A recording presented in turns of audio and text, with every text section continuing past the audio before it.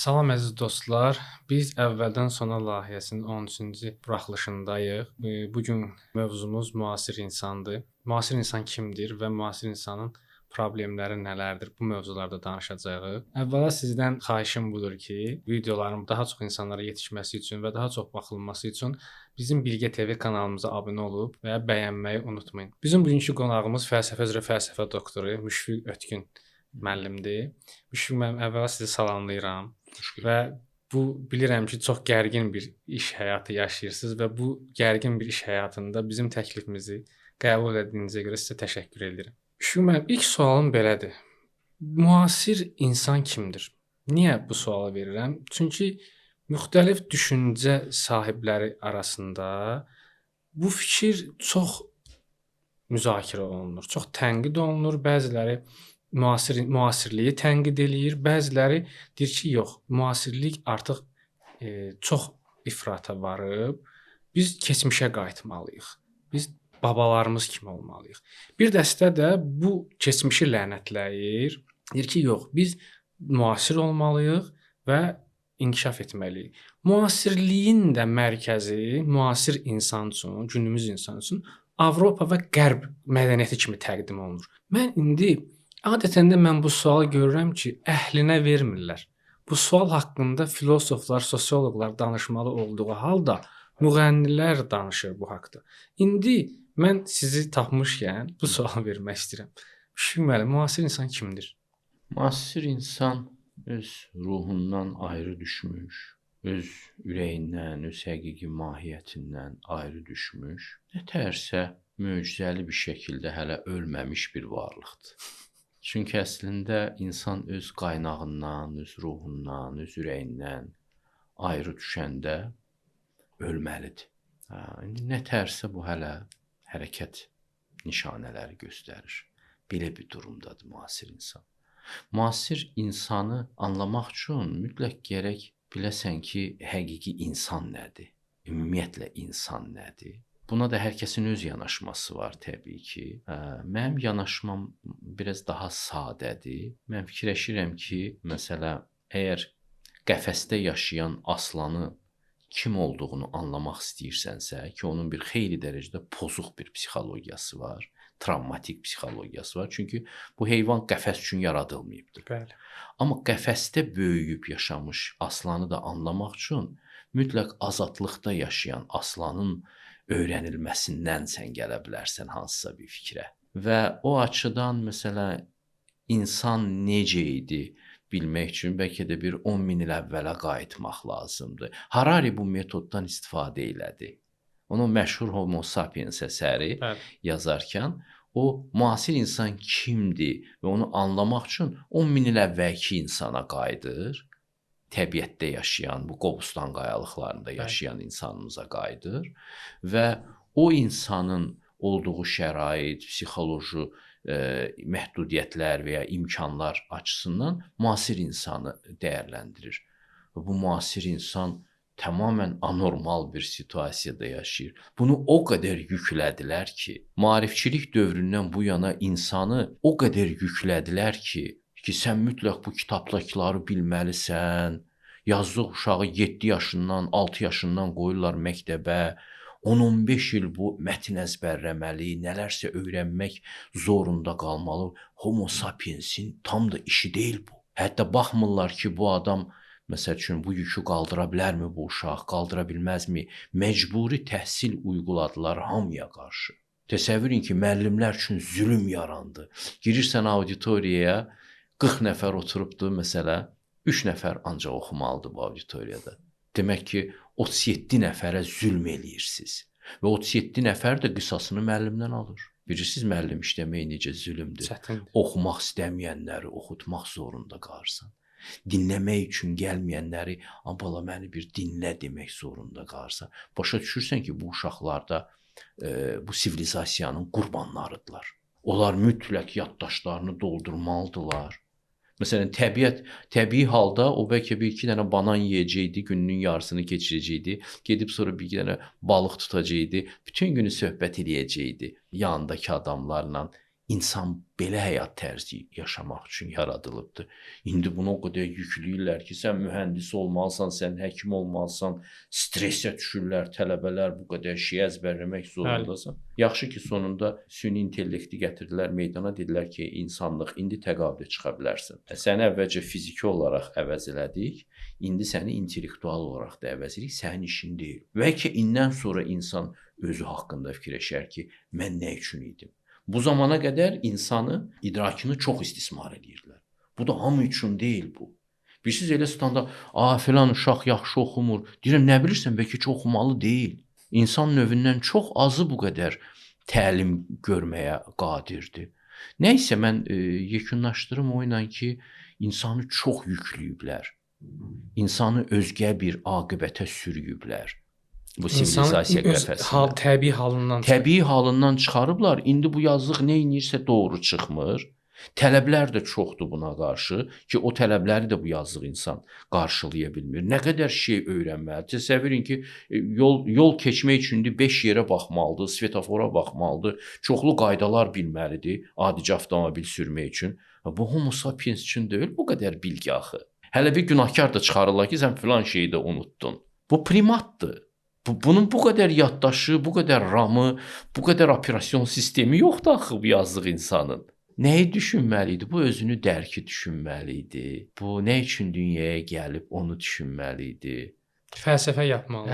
Fəlsəfə yapmalı idi, məna çıxar, mahnı oxumalı idi, ədəbiyyat, şeir yazmalı idi, ürəyini aktivləşdirməli idi, sevməli idi, əzab çəkməli idi, ağlamalı idi, qısqanmalı idi, mübarizə aparmalı idi. Belə də sadə insani duyğular məcrasında özünü dərk eləməli idi. O mətləblər də hədsiz dərəcədə dərindir, amma bu qədər yaddaş tələb eləyən və bu qədər səy tələb eləyən bir fəaliyyət sahəsi də deyildi. O açıdan mən insanı çox bədbaxt görürəm. Müasir insan çox bədbaxt bir durumdadır. Öz həyatını yaşaya bilmir. Uşağın uşaqlığını əlindən alırıq. Gəncin gəncliyini əlindən alırıq, yetkinin də yetkinliyini əlindən alırıq. İnsan öz həyatını yaşaya bilmir bu sivilizasiyada. Öz həyatının mənası haqqında düşünməyə, zikr eləməyə belə vaxtı yoxdursa, demək o yanlış bir həyat qurubdur. Belə başa düşürəm ki, müasir insan artıq öz təbii insanlığından kənarda qalıb. Bugün müasir insanın bu bədbəxtçiliyə düçar olması məsələsi var. Bir tərəfdən də bugün müasir insanın düşdüyü bir durum var ki, o artıq onun, türklərin bir sözü var, kapasitəsi, gücünün xaricindədir. Və insanları belə zorlayırlar ki, siz mütləq bu standartların çərçivəsində olmalısınız. Bu da müasir insanın artıq yüklənməsidir. İndi biz belə deyək, bugün insanların əslində buna da dolayısı yolla cavab verdiniz, amma düşünürəm ki, bu verəcəyim sualı biraz da aça bilərsiniz. Məsələn, bugün müasir insan ki, bu qədər yüklənib, bu qədər dərdi var da bu insanın. Müasir insanın bir neçə kəlmə ilə necə deyə bilərik ki, ay insan, sən ki bu gün qaçırsan universitetlərin sorağına, bu cür akademik təhsil sorağına, ümumiyyətlə akademik yaşayırsan hər sahəni. Artıq məsələn telefon işlətmək deyil. Telefon işlətmək sanki bir kürsüyə çıxmaqdır, sosial şəbəkələr, sanki bir əlində bir aparat istifadə eləməkdir. Artıq telefon işlətmək, alo, mən burdayam demək deyil. Artıq telefon işlətmək bir mexanizm işlətməkdir. Radiosu var içində, televizoru var, kanallar var filan. Yaxşı, biz müasir insan qarşımıza, bütün müasir insanları yığsaq qarşımıza, təsəvvür edin ki, o bir adamdır. Siz ona necə deyərsiniz ki, ay müasir insan, sənin dərdin budur. Nədir o müasir insanın dərdi? Ümumiyyətlə, çətindir o bir insanla danışmaq. Filosoflar həmişə konkret insana danışırlar və konkret insanın ürəyində doğan suala cavab verirlər. Ümumi cavab yoxdur. Ümumi cavab. İndividualdır. Cavablar həmişə individualdır. Heç həkimin yanına gedəndə də həkim eyni tip xəstəliyə məruz qalmış xəstələrin də dozalarını çəkisinə baxır, yaşına baxır, müəyyənləşdirir də. Ona görə tarixçəsi. Cavablar da mütləq eyni ola bilməzlər. Təbii ki. Birisinə deyirsən tələs, o birisinə deyirsən ləngi. Bəli. Ona görə amma eyni istiqamətdə bir yoldur. Cavab ümumiyyətlə çətindir. Hər kəsin spesifik problemi var. Ümumiləşdirsək, ürəyinlə əlaqəni kəşf elə. Biraz sadə yaşa. Uğur qazanmamağın özündə uğur gör. İndi çox yükləyiblər adamları, kompleks yaradırlar adamlarda ki, mən böyük bir karyeraya çatmasam, məşhur reytinqli universitetləri qurtarmasam, mənim həyatım sanki bir puçdur. Məşhur, nə bilim, alimlərin özündə belə məşhur jurnallarda mənim məqaləm çıxmasa, mənim kitablarım böyük tirajlarla yayımlanmasa, böyük bir şöhrətə çatmasam, mənim həyatım puçdur. Sən o qədər dəyərli həyatın var ki, sənin narahat olma bu şeydən. Sən elə həyatda qonşularınla söhbət eləsən belə, sənin həyatın puç olmayacaq. Sənin həyatını dəyərləndirən o məşhur jurnallar, nə bilim, milyonluq tirajlar zad deyil. Həyatın mənasını sadə şeylərdə görməyi bacarmalıdır insan və bu müasir dünyanın ona sırıdığı uğur konsepsiyasını rədd etməyə gücü olmalıdır. Onda insan çox güclü olur. Bu, uşaqlarda çox təbii şəkildə alınır. Necə? Uşaqlar məsələ düşürlər həyətə oynayırlar torpaqla. Deyirsən gidək evə, deyir, yox, olmaz, mən hələ oynayıram. Xoşu gəlir onu oynamaq. Uşaq böyüyə izah eləyə bilmir ki, bu təbiətlə təmasda olmaq nə qədər mənalıdır, nə qədər gözəldir. Quşların səsini eşitmək, küləyin sənin üzvə oxşaması nə qədər dərin bir prosesdir. Mən bunun üçün gəlmişəm yer üzünə. Uşaqlar böyüklərin ona sırdığı uğur konsepsiyasını, gərəkliliyi qəbul eləmirlər. Öz həyatları ilə ciddi-ciddi məşğul olurlar. Sonra ağlı böyüdükcə biz insanları azdıra bilirik. Onlar bu şeylərə qurşanırlar ki, instituta girmək böyük bir şeymiş. Nə bilim, karyerada nəyəsə nail olmaq, sənin hesabında bu qədər pul olsun, sənin avtomobilin bu markada olsun, evim nə bilim belə olsun. Bu kimi şeylər bir meyara çevrilir. Əgər müasir adam bunları rədd eləyib, sadə həyatdakı möhtəşəmliyi görə bilsə, əgər müasir adam Pifaqorun həyatına həsəd aparmağı öyrənsə ki, smartfon falan heç nə yox idi o dövrdə, elə deyilmi? O qədər ağıllı olsa ki, Odisseyə həsəd aparsın, o qəhrəman Odissey, macəra dolu həyatına, özünü reallaşdırma dolu həyatına həsəd apara bilsə, o əhəmiyyətli bir şeyi dərk eləmiş olar. Bugünün illüziyalarından, ona sırnan illüziyalarından da uzaqlaşa bilər. O zaman bəlkə həqiqi həyatın qoxusunu da ala bilər, həqiqi dəyərləri də anlamağa başlayar, onların uğrunda yaşamağa başlayar. Nə üçün gəlib bu dünyaya, onun həyatının mənası nədir? Bu müvəqqəti həyatı necə yaşamaq lazımdır? Bunların üzərinə yoğunlaşardı. Bəs belə deyək, biz bugün bütün insan, bəşəriyyət bu qədər qan, qada tökür, insanları başına tonlarla bombalar tökürlər, körpə uşaqları qətl eləyirlər, zərrə qədər rəhm eləmirlər. Bunun altında bir psixoloji travma dayanır hər halda. Amma ümumiyyətlə insan ümumi olaraq, məsələn, niyə xoşbəxt ola bilmir? Məsələn, niyə bu harda o? Məsələn, mən belə bir şey oxumuşdum bir əsərdə. Deyir ki, kimin deyir ruhu aramdırsa, rahatdırsa, aramdırsa, o insan deyir xoşbəxt. Onun borcu da, xərci də, xəstəlikləri də olacaq, amma əsas onun ruhu aram olsun. Bax, bizim o xoşbəxtçiliyimiz ruha aramlıqdan keçir. Amma bizi ki başımızı kobud şəkildə desək doldurublar ki, sırıyıblar ki, əslində sən rahat maşında, nə bilim, Maldivlərə getməkdə, orada, burada sən xoşbəxt olacaqsan. Bizim o ruha aramlığımızı nə bərpa eləyə bilər? Müşfiq müəllim. Mən necə eləyək ki, bizim Şəxsən mənim məsələn ruhi aramlığım olsun. Burada şimdi suallar çox idi. Birinci sualı tutdum ki, niyə biz xoşbəxt ola bilmirik? Bəli.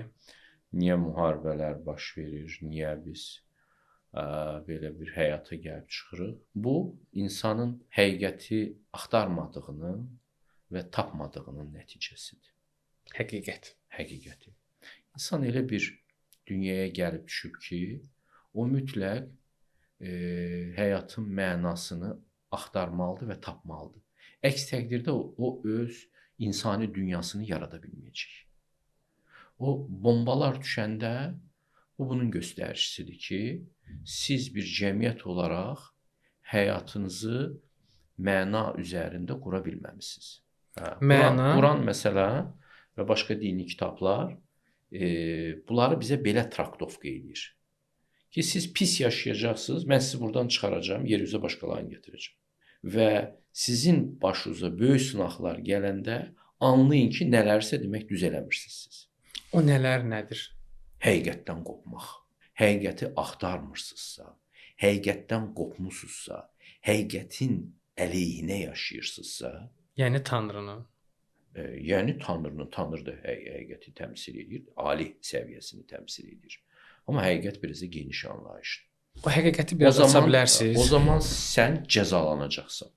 Sən ancaq həqiqətə sığınanda xoşbəxt olacaqsan. Həqiqətin yanında olanda huzur tapacaqsan. Həqiqətdən uzaq olduğun dərəcədə səni təhlükələr əhatə edəcək. Nətər məsələn, bunun rəmzi uşağın valideynlərlə münasibətidir. Uşaq valideynlərlə biraz uzaqlaşan kimi, diqqətdən kənar qalan kimi nə baş verir? Onu ya kimsə oğurlayır, ya başına pis iş gətirir, ya bir zülm eləyir o uşağa. Ona görə bu bir rəmzdir. Ki sizin ruhunuz da öz valideynlərin önəmini dinlər ona görə deyir ki, valideynlər Allahı təmsil edirlər, həqiqəti təmsil edirlər.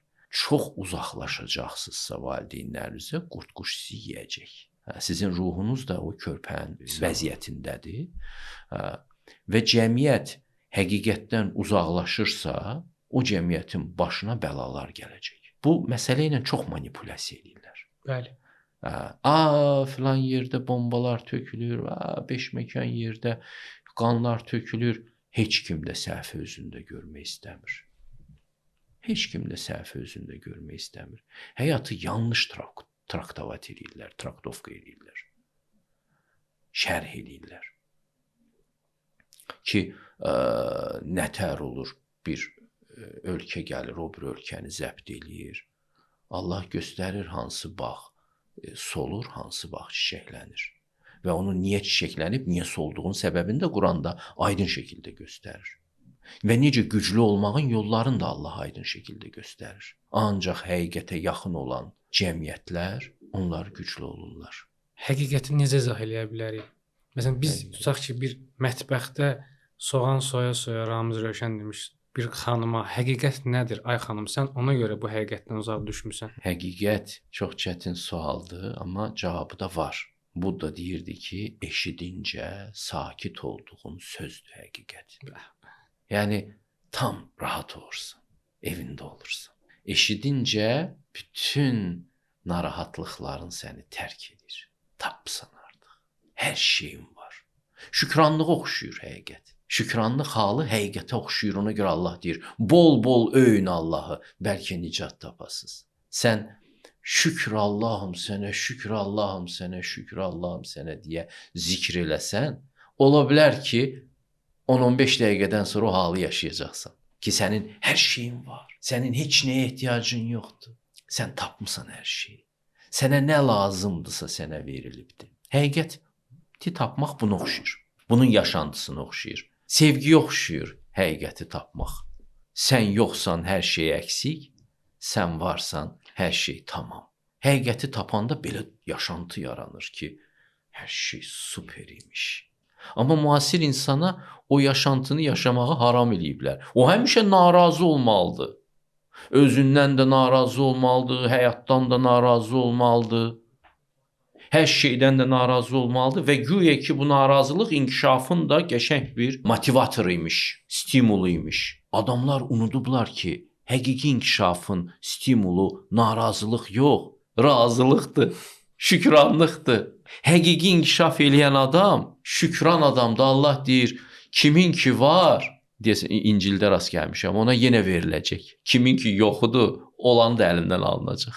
Bu şükranlıq həqiqət haqqındadır.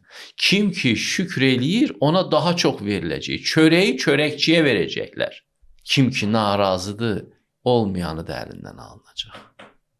Olmayanda. Hə, Ağır sözdür. ağır sözdür. Ona görə də elə bilirlər ki, narazılıq hissi ancaq depressiyaya gətirir. Siz nə vaxt həqiqi şükran adamı gördünüz, onun həyatını tədqiq elədiniz, anladınız ki, bu necə yaşayır. İnanırsan, şükranlıq yolu bərəkət yoludur. Cəmiyyət üçün də şükranlıq bərəkət yoludur. Bunlar elə bilirlər ki, adamlar ac qurd kimi narazı olanda o cəmiyyət inkişaf edir. Biraz da qoparım. Çox istə ki, biraz da olsa əli və çatsın. Adamlara belə gəlir ki, narazıçılıq nə qədər çox olsa, bir o qədər cəmiyyət inkişaf edir, şəxsiyyətin ən yaxşı cəhətləri şükranlıq zamanı açılır. Məsələn, siz elə bilirsiniz ki, Yusif peyğəmbər quyuya düşəndə Misirin sultanı olmağı arzulayırdı. Elə bir duyğular yaşayırdı. İndi gənclərin ağlına bu şeyləri soxurlar. Həyat onu hara gətirəndə o şükr eləyirdi yalnız. Okey, indi mən buradayam, quyunun dibindəyəm. Sonra onu gətirirlər, qul kimi satırlar, deyir, okey, indi mən qul kimi satılıram. Sonra o zənginin evində işləməyə başlayır, okey, indi mən burada işləyirəm. Həbsə düşür, sınaqlara məruz qalır, şərə məruz qalır. Həmişə şükr eləyir Allaha, çünki qəti əmin idi ki, nadir insanlardan idi ki, Allahla bağı var idi, inamı var idi. Ki, mənim başıma nə iş gəlirsə gəlsin, o məni aparır. O bilir məni nə üçün hazırlayır. Mən onun əlinə tabiyəm. O heç nə arzulamırdı ki, gələcək o boyda Misirdə baş nazir olacaq. O sadəcə olaraq Allahın qulu idi, işçisi idi hər yerdə. Karyera bu cür qurulur. Karyeranı şükranlıqla yaşayanlar qururlar. Dünyadan nəsə qoparmağa çalışan adamın psixologiyası ilə qurulmur karyera. Bu tamam başqa psixologiyadır. Ona görə də insan hüzuru necə tapar? Ancaq Allahı xatırlamaqla tapılır hüzur. Allah haqqında həqiqəti tapmaqdan kənar hüzur yoxdur. Getsinlər stoikləri oxusunlar. Qədim Yunan filosofları Mark Aurelius'u oxusunlar, Epikteti oxusunlar, Zenonu oxusunlar. Görəcəklər ki, onlar da şükranlıq həqiqətini tapıblar. Kölə belə olsan, bu doğuluşunda kölə kimi gəlmisən yer üzünə, şükr elə. Epiktet Spartakdan daha yüksəkdir. Spartak üsyan edir köləliyinə və o üsyanın rəmzidir. Qullarımız. Və sizə bir şey paralel çəkin ki, çarmıxa İsa peyğəmbərdən əvvəl Romalılar Spartakı çəkmişdilər. İki şəhərin arasında deyəsən Kapuletidən şeyə qədər, Romaya qədər yol boyu dirəklər bastırmışlar, bütün qladiatorları çarmıxa çəkdilər. Çarmıx ancaq ona müqəddəs insanı çəkəndə müqəddəsləşdi. O, cinayətkarları qətl etmək aləti idi. İndi yaxalardan asırlar xristianlar onu. Çünki müqəddəs bir ruhu da ora o cəzaya çarpdırdılar. Amma o ruh üsyankar mı ruh idi? O ruh şükranlıq təmsilçisi idi. Həyat şükranlıqla görülür. Şükran gözlər görə bilir həqiqəti, şükran qəlblər hüzur tapır və şükran insanlar inkişaf eləyirlər. Həqiqi sağlam inkişaf eləyirlər. Naşükür adamların inkişafı depressiyanın libasıdır. Onun libasının altında həmişə dəhşətli bir depressiya var. Sizcə insanları depressiv ab-havada saxlamaq da qlobal güclərin, bəşəri böyük güclərin bir hədəfi ola bilərmi? Hədəfi ola bilər. Şeytanın bütövlükdə hədəfidir. Allah bizə bunu şeytan olaraq tanıtdırır ki, bir təhlükəli qüvvə var və o fərqli cür həmişə təşkilatlanacaq ki, ey insan, səni doğru yoldan kənarda saxlasın və səni özünə kölə eləsin. Sən Allahın qulu olmalısan. Allaha qulluq eləməlisən. Sənin səadətin həqiqətə qulluğundadır. Amma sən bu yolu axtarmasan, axtarmaq istəməsən, səni şeytanın köləsi eləyəcəklər mütləq. Üçüncü yol yoxdur. İnsanın bilməli olduğu bir şey budur ki, sən həqiqəti axtarmağa borclusan, həqiqəti tapmasan, hər şeyi itirəcəksən. Xoşbaxt həyat da qura bilməyəcəksən, məna dünyavı qura bilməyəcəksən. Ailə nədir? Ailə bəyən fərdlərdirmi? Ailə mənalı münasibətlər sistemidir. Sevgi dolu münasibətlər sistemi. Sevgi özü də mənadan güc alır. Sənin həqiqətin yoxdursa, sən o gücü hardan çıxaracaqsan? O gözəlliyi hardan? Adam yaşadığı evi də istəyir təmir eləsin ki, gözəl olsun da, elə deyilmi?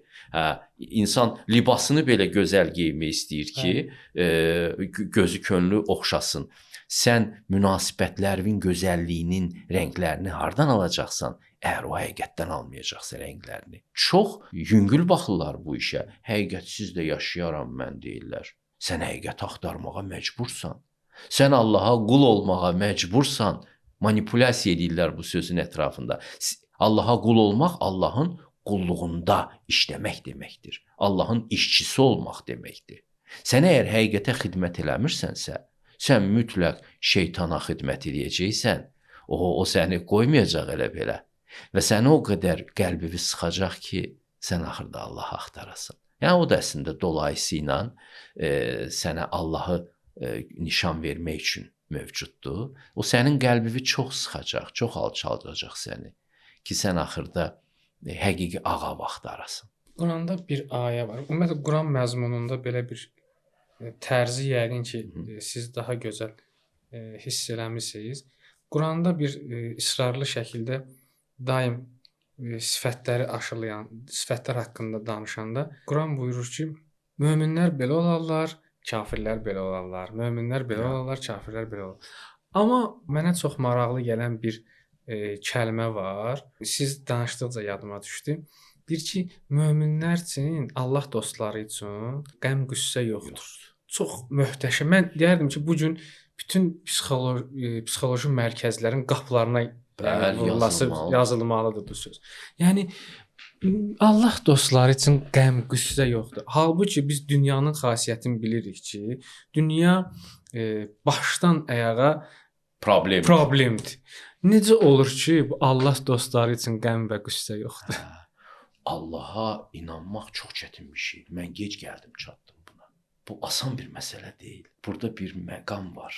Sən inanırsan ki, qısa deməyə çalışacağam. Bu dünya boşuna yaradılmayıbdı. Bu dünya onun üçün yaradılıb ki, sənin ruhun kamilliyə qədər yol gələ bilsin. Yarıda qalmaq istəsən, səni başlı başına buraxmayacaqlar. Quran ayəsi var ki, biz sizi yaratdıq və sizi başlı başına da buraxmayacağıq. Bunu bilin. Biz sizi mütləq kamilliyə qədər qovacağıq, sövq edəcəyik. Döyə-döyə olsa sizi kamil edəcək. Yəni, yaxşı at özünə qamçı vurdurmaz. Bu söz çox müdrik adamların düşündüyü sözdür. Kim nə deyir, ağzını nə cür əysin bu sözə. Bunu müdrik babalarımız deyib. Yaxşı at özünə qamçı vurdurmaz. Bunu Budda da deyirdi. Yaxşı at qamçının kölgəsini görəndə doğru yolu tutur. Bəh. Doğru yolu tutur. Başqalarından örnək götürür. Adamların kalları isə mütləq bunun öz başına iş gələndə örnək götürür. Məncə bu gün sizin bu sözünüz bir qəzet olsaydı mütləq manşeti olardı ki, sizi döyə-döyə də olsa kamil eləyəcək. Mütləq. Və zaten deyir, mən o qədər qapaz aldım Allahdan həyatımda. Gördüm ki, amma gözüm gördü də, gördüm ki, qaranlıqdır. Həyat sevinci vermir mənə. Və o ürəyimin sevinc istəyi də o qədər güclü idi ki, sevinmək istəyir, amma sevinə bilir. Çünki uşaqlıqda mən sevinmişəm axı. Gəlmişəm, anamı görmüşəm, atamı görmüşəm, sevinmişəm. Bu dünyanı görmüşəm, sevinmişəm. Sonra nə oldu? Hara gizləndi bu dünya? Və mən o dünyanı axtarmaq zorunda qaldım. İndi insan bilməlidir ki, səni mükəmməlləşdirmək üçün hansı sınaqlar lazımdır, sonra salacaqlar. Həqiqətin bir aspekti olur ki, sən onu etina eləmirsən o aspektinə də. Düşünürsən ki, bunu öyrənməsən də olar. Sənin qabağına o qədər təkrar məsələlər çıxaracaq ki, Allah, problemlər çıxaracaq ki, həqiqətin o aspektini yaxşıca biləsən. Budda deyirdi ki, təkcə birini, ikisini yox, bütün şeytan ordusunu qırmalısan, Mara deyirdi o. Qırmalısan ki, müdriklüyə çatasan. Sonsuz deyil o ordu. Amma bəlirli problemlər var, bəlirli tələlər var. Bu tələlərin hamısını tanıyacaqsan, bir-bir tanıyacaqsan. Səni harda ilişdirə bilər şeytan? Səni şəhvətdə ilişdirə bilər, tutar. Səni şöhrət duyğusunda ilişdirər, tutar. Səni yaramaz eləyər. Səni həsəddə ilişdirər, tutar. Səni təkəbbürdə ilişdirər, tutar. Səni yaramaz eləyər, rəzil duruma qoyar. Səni var-dövlət həvəsində ilişdirər, tutar. Çoxdur. Amma bəlirli saydadır. Sən mütləq olan hər birisini görəcəksən. Təəssüf ki, insan elə bir varlıqdır ki, bir çox şeyləri öz dərisində yaşayıb anlamalıdır. Başqasının həyatından dərs götürən o qədər nəcib və həssas qəlblər azdır. Azdır, bəli. Onlar müəyyən təcrübəni də öz dərilərində yaşayırlar. Ondan sonra başqalarından örnək götürürlər. Quran zaten hər səhifədə deyir ki, bir baxın başqa sivilizasiyalara, başqa ölkələrə, ondan da danışır. Başqa insanların taleylərinə baxın. Bizə peyğəmbərlərin bioqrafiyasını göstərir. Biz onları bütləşdirəkmi? Biz onları özümüzdən çox müqəddəs, fərqli adamsa, yox, deyir sizin qardaşınızdır. Baxın, bunlar məni belə axtardılar. Siz də belə axtarın, onlara verdiyimi sizə də verərəm. Onlara verdiyim lütfdən sizə də verərəm. Nemətdən. Ki, Fatihə surəsində biz səhər axşam o neməti Allahdan istəyirik. Elə deyilmi? Deyir, bax, belə gəlin, İbrahimin addımları ilə gəlin. O axtarırdı məni. Mən də səmimi axtaranları sevirəm. Axtarın məni. Amma çıxmısan axtarmağa, ağzın ayrıldı, getdin başqa bir hədəfə, sahibi də itirdin, o it kimi, qaçdın başqa yerə, sahibini də çıxdı, getdi. Sonra qaldın ac-yalavac düzün ortasında. İnsan çox vaxt onu ilə məşğuldur. Bayaq adını çəkdiyim Odissey, Homerin Odissey əsəri də buna möhtəşəm bir abidədir. Mən ixtisasca şərqşünasam, amma fərqli sahədə işləyirəm. İndi Quranda Bələd surəsində maraqlı bir ayə var. İndi ərəbcəsi belədir də: "Xələqnəl insane fi kəbət." Nə deməkdir? Biz insanı çətinlikdə yaratdıq. Yəni o fi dadə şəkilçisidir də. Yəni çətinliyin içində yaratdıq. Məsələn, mən hardayam? Evdə. Yəni evin içində. Bu da ayə buyurur ki, biz insanı çətinlikdə yaratdıq. Sizcə bu çətinlikdən qaçmaq ilahi qanundan qaçmaq deyilmi? Əlbəttə. Çətinlikdən qaçmağı deyilmi nədir? Bəli. Məsələn, adamların çoxsu narkotikə qaçır, o çətinlikdən qaçmaqdır. Süni şəkildə həzz almaqdır. Sən həqiqəti dərk eləyəcəksən və məst olacaqsan həyatı görməkdən. Buna çata bilmirlər deyə süni narkotik vasitələrə vururlar özlərini adamlar. Sənin işin biraz çətindir, düzdür. İbrahimin yolu çətindir, Yusifin yolu çətindir, Məhəmmədin yolu çətindir, Zərdüştün yolu çətindir. Amma sən asan yol seçirsən sevinc üçün, sevincin asan yollarını sənə şeytan təklif edir və onlar səni məhv edir. İnanmırsan, bax bu yolu getmiş insanların aqibətlərinə.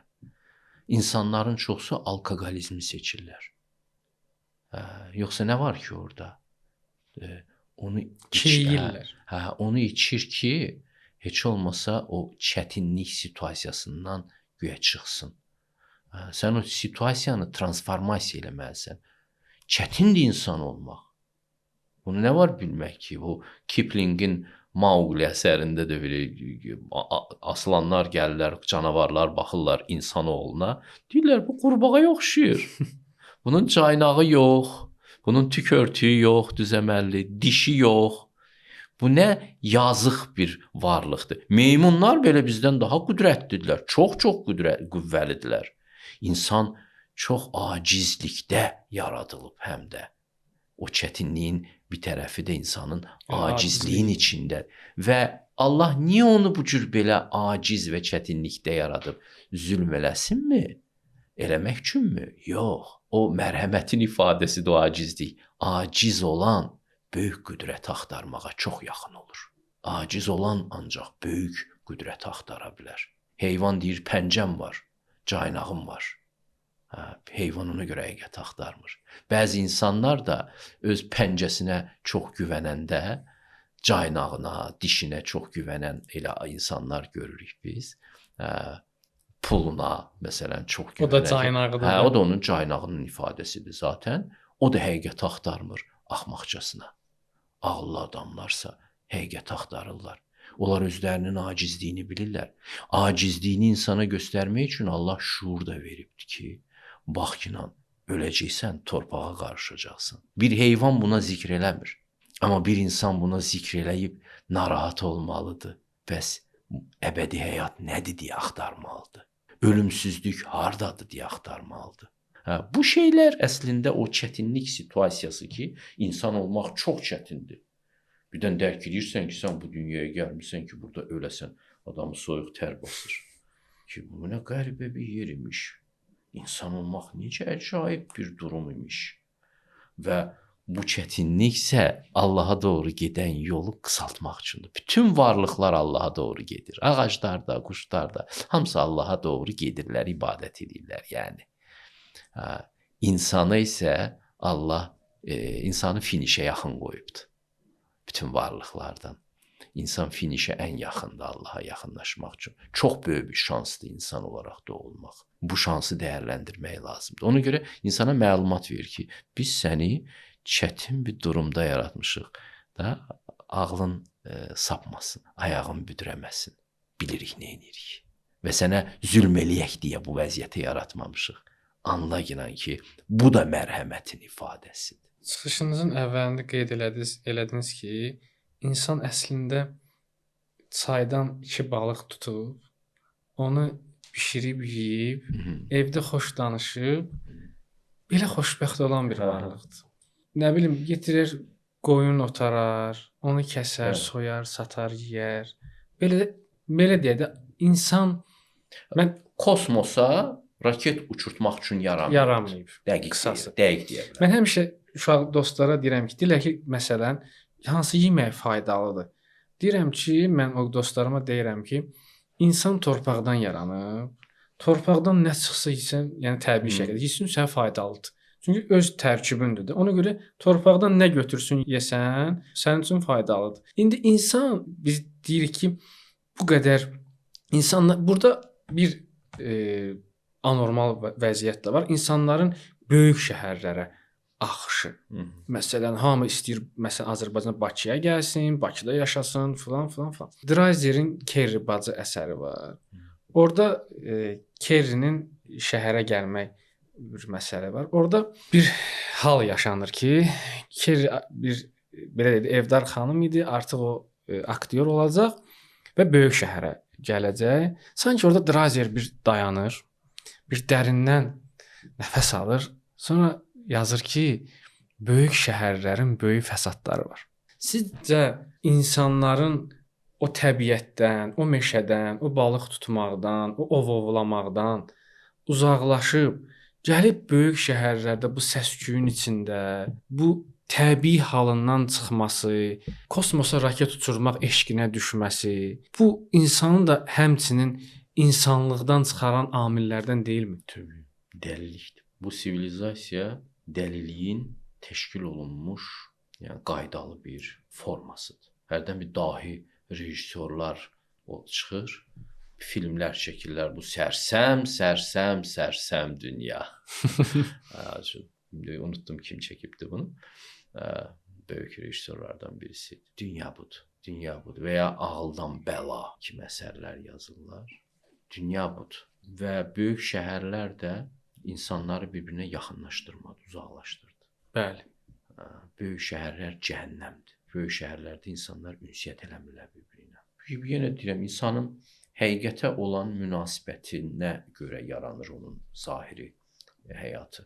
İnsanın içində həqiqətlə münasibəti necədirsə, onun həyatı da o cürdür. Biz insanları həqiqətə yaxınlaşdıra bilsək, hamısını yox təbii ki, belə bir hədəf qoyulmur da. Allah da belə bir hədəf qoymur. Deyir, mən istəyirəm ki, insanların içərisində az da olsa yol göstərən biriləri olsun. Yəni elitası. İndi demokratiya dövründəyik. Bu da bir çox kirli bir dövrdür ya, deyim sizə. Demokratiyanı dəyərə çeviriblər. Heç bir ağlı başında olan filosof demokratiya tərəfdarı olmayıb. Mən də sevmirəm demokratiyanı. Çünki demokratiya səsləri sayır. Səsləri çəkmək lazımdır. Elə adam var ki ölkədə, onun səsi 10.000 adamın səsindən daha ağır gəlir. Elə adam var ki, onun səsi 100.000 adamın səsindən daha ağırdır. Yəni Ramiz Rövşənlə adi bir insanın səsi eyni olmalı. Eyni olmamalıdır. Amma adi insan deyir ki, xeyr ola, sən də insansan, mən də insanam. Həddini bilmirlər. Bu da maarifçilikdən gəldi, bu nastroyeniyalar. Düzdür, maarifçilik sonra yarandı da, məsələn 18-ci əsrdə yarandı. Amma demokratiya məsələn Yunanlarda artıq var idi də. Amma bu insani hallardır, xəstəliklərdir. Maarifçilik onu gücləndirdi. Kantın o sözü ki, öz ağlını işlətməkdən çəkinmə. Bu hər kəsə, mənim ağlım var, mən də. Təbii ki, ağlı işlətmək yaxşı şeydir. Amma sən həm də həddini də bilməlisən. Məsələn, elə şeylər var ki, sənin ağlıva görünmür. Sənin bəsit ağlıva hələ görünmür. Sən öz ağlını ölçüyə çevirərsən, bədbəxt eləyərsən özünü də ətrafını da. Məsələn, tutalım ki, sən Allahı hələ görmürsən. Sənin ağlın bunu görmür. Bu o demək deyil ki, o yoxdur. Nəsiminin ağlı isə bunu görürdü. Bəli. Cəlaləddin Ruminin ağlı bunu görürdü. Nizaminin ağlı, Qəzalinin ağlı bunu görürdü. Amma sənin məhdud ağlın bunu görmür. Amma sən demokratiya hüququndan istifadə edirsən, deyirsən, mən də insanam, Nəsimi də insandır. Yox, əzizim, həddini bil. Həddi bilmək də insani gözəllikdir. Biz bunu itirdik, başa düşürsən? Biz onu unutduq ki, hər bir xalqın elitası var həmişə. Əsilzadələr. Biz əsilzadəliyi ləğv elədik. Bir neçə əsr əvvəl Avropada belə bir üsyan yarandı əsilzadələrə qarşı. Knyazlar, qraflar yoxdur. Egalite, biz hamımız bərabərik də. Bizdə də bəy sözünü saldılar qəribliyə.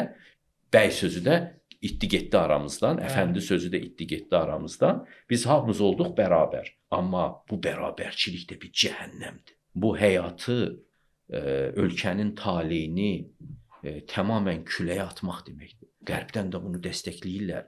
Əgər bu xalqın elitası formalaşmayıbsa, onu demokratiyaya soxmaq, onu məhv etmək deməkdir. Deyirəm, altında cızıram. Bir xalqın elitası formalaşmayıbsa və ya onun elitası məhv olmuş durumdadırsa ki, məsələn, bolşeviklər uzun məqsəd yönlü şəkildə bizim elitanı məhv elədilər. Sonra yeni elita yarandardısa 70-ci illərə yaxın. Əgər xalqın inkişaf etmiş müasir elitası yoxdursa, onu demokratiyaya soxmaq həmən xalqının aqibəti ilə oynamaq üçün xarici qüvvələrə çox böyük imkanlar açır. Ona görə mən heç vaxt demokratiya tərəfdarı deyiləm. Həqiqəti az adamlar bilər. Allah da elə bir fikir ifadə eləmir ki, hər kəs bunu biləcək, hər kəsin malı olacaq. Yox, insanlardan azı bilir, deyir Allah həmişə. Lakin insanların azı bilər. Və o az insan cəmiyyətə görə məsuliyyət daşımalıdır, hərə öz sahəsində. Elita, cəmiyyətdə elitanın olması mütləqdir. Mütləqdir. Elita olmasa, cəmiyyətin normal fəaliyyəti yox. Fəaliyyəti mümkün deyil. Təşkil etmək mümkün deyil. Mümkün deyil. Hə. Bu elitanın özünün də bir məsuliyyəti var axı. Çox böyük məsuliyyəti var. Çox böyük məsuliyyəti var. Allah da vurur. Məsələn, orta əsrlər Avropasında, orta əsrlər, ümumiyyətlə bu humanizm anlayışı, indi siz daha yaxşı vaqifsiz bu mövzulara. Orta əsrlərdə teosentrik bir cəmiyyət idi. Aha. Düzdür? Amma insanlar daha xoşbəxt idi. Amma mənim düşüncəm, amma bu ki humanizm gəldi, insan mərkəzli cəmiyyət formalaşdı. Məncə müasir insan onda bədbəxt oldu. Başa düşürsüz, insanın həddini bilməməzliyi bu maarifçilikdən sonraki gəldi. Humanizm məsələsi intibah dövründən başladı. Maarifçilikdən biraz əvvəldir, amma elə maarifçiliyi də bu hazırladı asta-asta. Ki, öz ağlını işlət, sən də pis deyilsən. Öz ağlını işlətmək, yenə deyirəm, yaxşı şeydir, zəruridir. Amma öz ağlı işlətməkdən başqa sən həm də bilməlisən ki, sənin üst ağla da ehtiyacın var. Bəli. Üst ağla ehtiyac hiss eləməyən adam təkəbbürlü axmaqdır. Məsləhət eşitməyən axmaqdır. Şuur ötəsi. Hə. Və qədimdə insanlar nə edirdilər? Səhərlər ya həftənin bir günləri xristianlar, müsəlmanlar, hinduistlər Allahın kitabını açardılar, oxuyardılar. Onların Allahın ağlına ehtiyacları var idi. Onlar öz həddlərini bilirdilər ki, mən o qədər ağıllı deyiləm. Bu əxlaqın təməlləri, insani həyatın təməlləri Allahın kitablarında var və hər sabah o müqəddəs kitabları oxumaqla öz ağıllarına sığal çəkirdilər. Çəki düzən verirdilər öz ağıllarına. Ayarlayırdılar ki, doğru yaşaya bilsinlər. Öz ağıllarının ehtiyacı vardı Allahın ağlına. İndi insan deyir ki, mənim ehtiyacım yoxdur, mənim ağlım mənə bəsdir. Mənim ağlım mənə bəsdir. O yaxşı da səslənir ki, insanın ağlı ona bəsdir. Maarifçilikdən bu yana bu ideya çox aktual oldu. Amma nə qura bildilər? Qurduqları ailəni görürük. Yaşarı deyil. Yaşamalı halda deyil. Statistikada göstərir. Qurduqları dünya. Dünən Fransanın bir küçəsində adı nədir, reportaj çəkiblər. Bu virus olub bu video. Ki, bura Afrikadır yoxsa Fransadır. İnanırsınız zibillik, nə bilim, bir neçə kvartal göstərdilər ki, hamısı da küçədə qara dərlilər falan. Fransa olduğunu belə inana bilmirsən. Öz ürəyimdə deyim, əlbəttə elə olacaq. Artıq doğmursuz. Siz elə bir sivilizasiya qurdunuz ki, artıq ailə qurmaq belə istəmirsiniz. Uşaq dünyaya gətirmək istəmirsiniz. Özü üçün yaşayan cəmiyyətin kökü kəsiləcək beləcə. Bu da sizə Allahın ayəsidir. Küçələriniz zibilxanaya dönəcək. İtirəcəksiniz öz mədəniyyətinizi də. Çünki indi artıq ata-babaların qeyrətini çəkmək də dəbdə deyil. Onları nəzərə almadan insanlar özlərini dərk eləməyə çalışırlar. Artıq özünü dərkdə ata-babalar kultu yoxdur. Əcdadları xatırlamaq yoxdur. İnsan köksüz şəkildə yaşamağı öyrəşdi.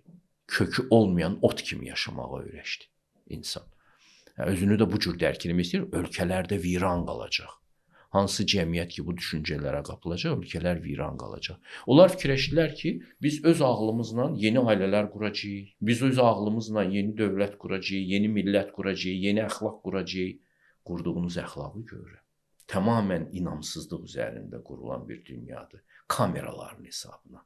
Hamı bir-birini satar. Kameraların nəzarət elədiyi bir dünya yaratdınız siz.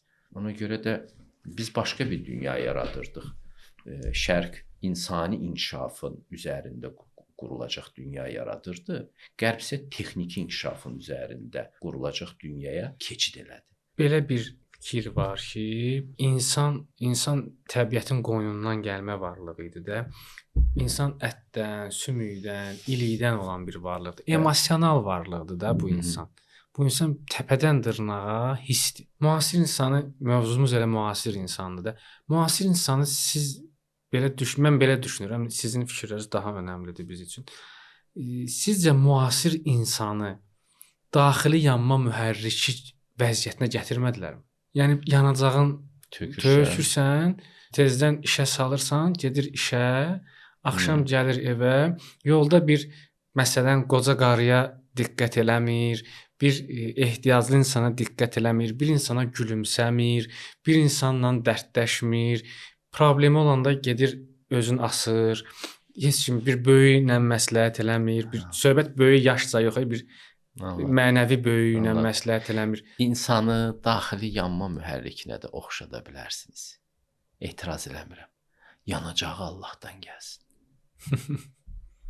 Yanacağı Allahdan gəlmirsə o mühərrik kimi də mutsuzdur. İnsanın Allahla əlaqəsini bərpa eləmək lazımdır. Eləməlidir özü bunu. Yoxsa onun həyatının bərəkəti olmayacaq. İnsanı Allahla barışdırmaq lazım. Puç olacaq onun həyatı. Mənim təcrübəm bunu deyir. Başqasının təcrübəsi başqa ola bilər. Mən öz təcrübəmi bəyan edirəm də. Əziz dostlar, biz bugün əvvəldən sona layihəsinin 13-cü çəkilişində olduq. Bizim qonağımız fəlsəfə üzrə fəlsəfə doktoru Müşfiq Ötgün müəllim idi. Müşfiq müəllim, həqiqətən çox təşəkkür edirəm sizin bu möhtəşəm fikirlərinizə görə. Əziz dostlar, xahiş edirəm bizim kanala abunə olun və bu videonu bəyənin ki, daha çox insana yetişə bilsin. Biz bugün müasir insanın dərdindən danışdıq. Müasir insanın xəstəliklərindən danışdıq.